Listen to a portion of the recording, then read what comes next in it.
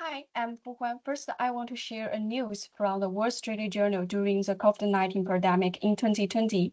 Singapore's Tesmac Holdings froze the employee salaries and senior executives voluntarily took up a 5% pay cut to share the economic burden. This demonstrated the company's resilience during the crisis, right? But in the times of the economic recession, compensation strategies are vital.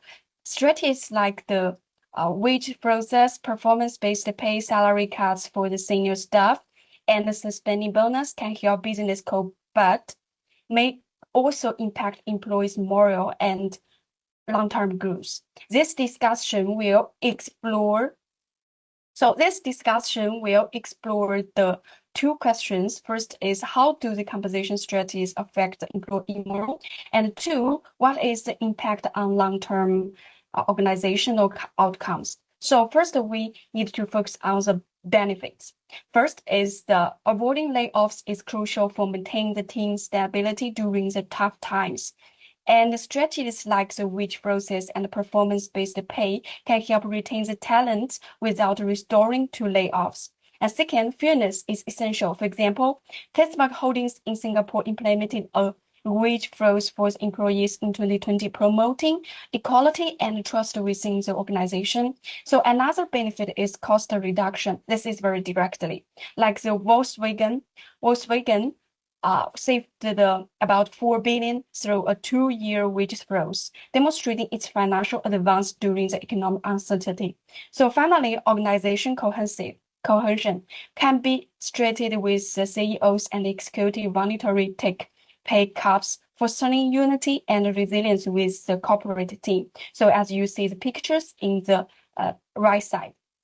Okay, so let's continue exploring the limitations of the compensation strategies, focusing on their impact on employee morale. Starting with the symptoms of the burnout, I want to share is strategies like the wage freezes, performance-based pay, and the suspension of bonus or overtime pay can gradually lead employees to lose their motivation and enthusiasm for their work. Their losses of the motivation often begins with the employee becoming disinterested in their task and displaying negative attitude. As a result, work efficiency declines as lack of motivation directly affects both output and quality. Over time, employees may develop the diminished sense of the accomplishment, feel that their efforts and meaningfulness, so which further deteriorates their psychological well-being, right? So next is feeling of the helpless can be increased, causing the employees to believe that they cannot improve their situation, which applies the negative emotions. So ultimately, these emotions may escalate into sadness and pessimism. So potentially leading to a depression or self-doubt significantly impact their mental health and job performance. Burnout symptoms directly influence employee performance and overall organization attitude. So activity decreases as employees become unwilling to take additional responsibilities. So efficiency drops, resulting in tasks be delayed or poorly completed, creating diminished as employee lack of the drive to innovate or solve the problems. So lastly, the loyalty declines with employees either leaving the organization or losing their trust in it. So the factors are strongly interconnected between each other, creating a circle between burnout symptom and work performance. When employees experience burnout, their performance is directly impacted, and this decline in performance further exacerbates their burnouts and trapping both the employees and their organizations in the downturn spiral. So let's move on to the impact long-term organization outcomes.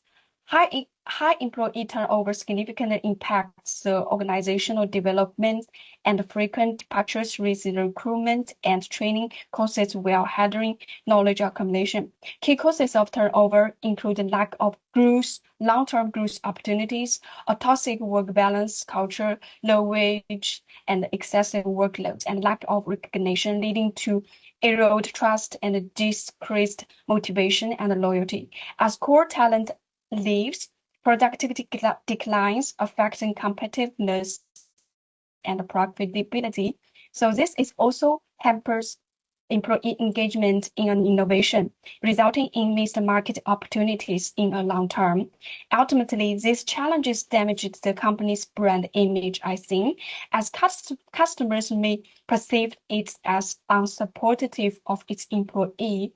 So it's caused the bad a bad sides for their long-term sustainability. So the last part I will share is the conclusion and suggestion. High employee turnover and ineffective compensation strategies can undermine the organizational long-term success, resulting in the increased cost and decreased productivity. To combat these issues, companies should focus on creating growth opportunities, fostering a positive workplace culture, and ensuring the fair compensations and recognizing the employees' contributions. So, like the words as Richard Burson said, train people well enough so they can live. Treat them well enough they don't want to. Okay, this is my reference, and thanks for your listening.